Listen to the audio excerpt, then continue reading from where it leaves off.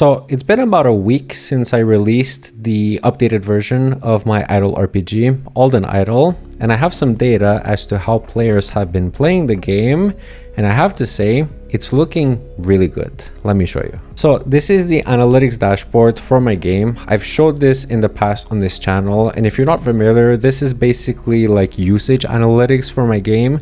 So how are players actually using the game? Are they enjoying it? Are they doing the things that I expect them to do? Are they coming back to it? And this is really useful because it gives you insights if your game is good or if there's something that, you need to change. And this, I have to say, is looking really, really good, especially considering the fact that this is a playtest and we're not even like fully launched yet. So let me tell you what I mean. So here, let's look at this chart. This is daily active users. So any given day, how many people are actually using the game on that day? And what you want to see in terms of a successful product, a game, an app, whatever it is you want to see an upwards trajectory, right? You want to see that every single day you have more users than the previous day, which is exactly what we're seeing here. So I started here on the 13th, and here I started with 7 people because I gave it to all the people that were already playing the old version.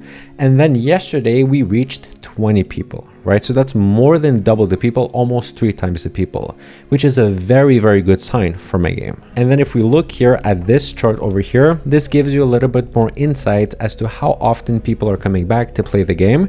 So this is day 7 retention, right? So any given day over here, you're going to see how many people actually came back compared to day 0, the first day that they actually started to play this game. And these numbers also are looking quite good. So on the first day, I'm not entirely sure what happened, but we had 7 people that came and then none of them came back after that. So that's fine. You can have days like that. But then the next day, Friday, August 14th, out of 10 people that came back, 40%, so 4 people came back the next day. And then the day after that, out of those 3 people, so only 1 person dropped off. And then those 3 people stayed for like pretty much the whole week. And even today, only 2 of those came back, but the day's not over yet. So maybe that 3rd person is also going to come back. And then Saturday, right, out of 6 people, 66% came back and they pretty much stuck through for the whole week, right, except today. But again, we're going to see. These numbers are looking really good. Also, something that is really cool is the Discord's been popping off, which is great. We have, I think, like a little over 15 members, and these members are active. Which, by the way, if you're not on the Discord yet, I highly encourage you to come there because I talk about this game a lot, and like all the discussions that we have actually end up being features in the game, which is really cool. And I'll leave a link to that in the description down below. But what I like about the Discord is this is something that I've always kind of wanted to have.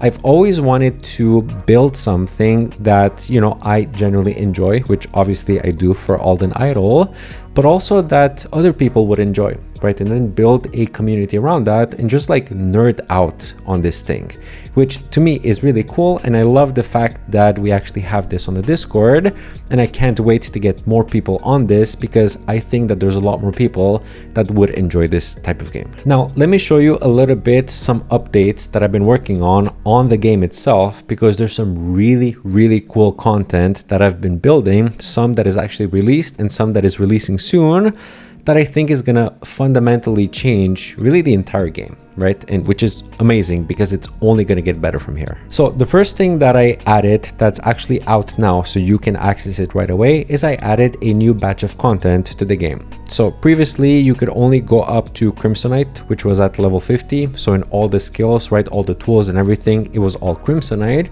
But now I added the next tier, which is Elder and Obsidian. So Elder is basically logs right from an Elder tree. These are at level 60. They give you higher bonuses. They have higher fuel numbers, and you can also use them to upgrade better tools. So for example, here the Elder fishing rod over here is going to require you to have at least 64 Elder logs to be able to upgrade that, which is going to be an upgrade to the U fishing rod, giving you 10% more fishing speed than you had before. Same here for all of the Obsidian stuff. So like the Obsidian hammer, for example, from Crimson, you're now going to Obsidian, and this time you're using Obsidian shards over here, which you get as a drop from all of these monsters.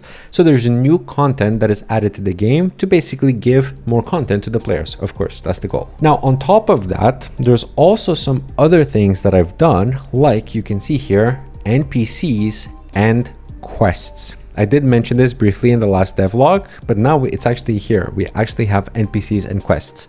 This has not yet been released. This is coming in the next update, but every single location is now going to have NPCs and quests. Initially, it's just going to be Aldenshire, but I will add more NPCs and quests throughout the entire world of Alden. And these are really cool because you can like tap an NPC, right? And you can actually talk to the NPC, right? This is so cool because this hasn't really been done, at least not this way, for an idle RPG.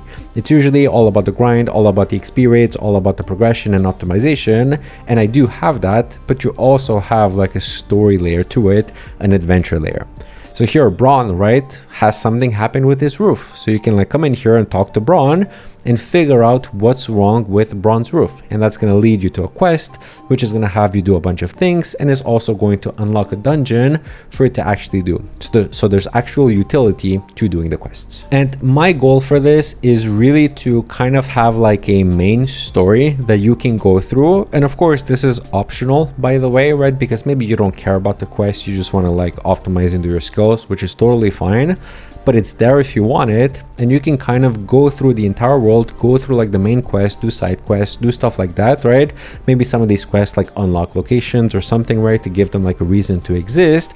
They give you special items and whatnot. We can figure this out, of course, and it makes the world so much more immersive, so much more alive than if you haven't had any quests or NPCs. So I'm working on that. That is going to be the next update, which I'm super psyched about. And then the last thing that I will show you, this is something that's coming a little bit later because I do have to like figure this out, how this is actually going to look like. But that's going to be talents, an actual talent tree for every single skill that you have in the game. So let me show you attack, for example. So when you click attack, you're not going to get put here on this page, the talent tree for attack. And you can basically get points over here and then spend those points as you get XP in the skill. The whole point of these talents is to, first of all, change the way and optimize the way that you are playing the game and that you can do certain things. So some of these talents, right, for example, attack is going to increase your attack speed using melee weapons. This is really going to matter, especially considering the fact that you're running this for hours, right? You're fighting a monster like over and over for hours. And so even a slight increase in your attack speed over hours is going to make a significant difference, right? You can do the same with your melee accuracy. So how often do you actually hit? That's going to give you more damage over time, right? Which again is going to increase your XP and all of that.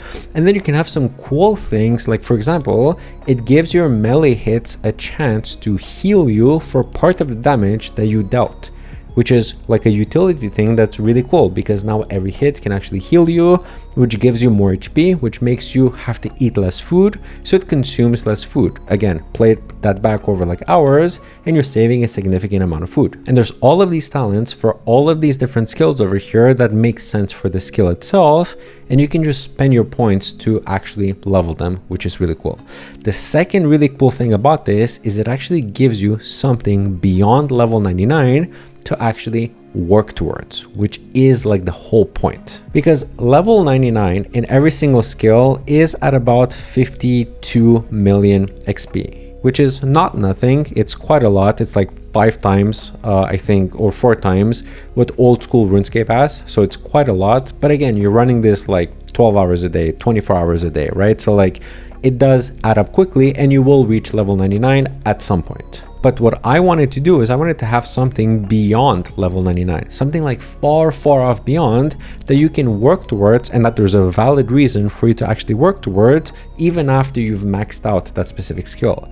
And that's going to be talents, because you earn talents from the XP thresholds of that specific skill. So the more XP you have in the skill, the more talents you're going to get, the more points you're going to get to spend on your talents. And these go all the way up to 1 billion. That's billion XP, which is way beyond level 99. You can see here.